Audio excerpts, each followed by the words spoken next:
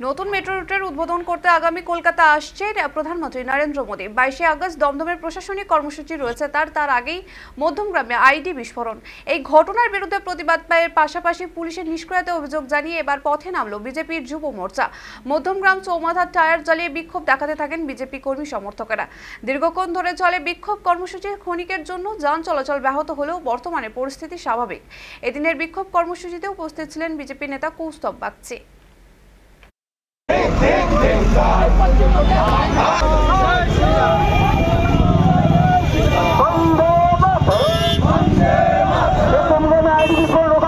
নরেন্দ্র মোদীজি 22 তারিখে আসছেন দমদমে।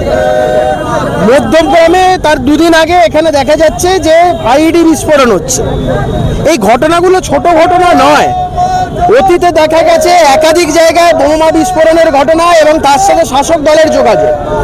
এই যে অনুপ্রবেশকারী জঙ্গিদের মমতা বন্দ্যোপাধ্যায় লালন পালন করছেন, এগুলোর উদ্দেশ্য কি? আজকে প্রধানমন্ত্রীর সভায় মমতা বন্দ্যোপাধ্যায় থাকবেন না বলে তিনি ইতিমধ্যেই ঘোষণা করেছেন। তিনি সৌজন্যের ন্যূনতম বার্তাটা পর্যন্ত তিনি দেননি। প্রধানমন্ত্রীর বিরুদ্ধে একাধিকবার মমতা বন্দ্যোপাধ্যায়কে বিষোদ্গার করতে শোনা গেছে। প্রধানমন্ত্রীর উপরে প্রাণঘাতী হামলা করার ছকের পেছনে মুখ্যমন্ত্রীকে কোনো ইন্ধন আছে? সেই জায়গা থেকে আমরা দাঁড়িয়ে আজকে প্রতিবাদ করছি।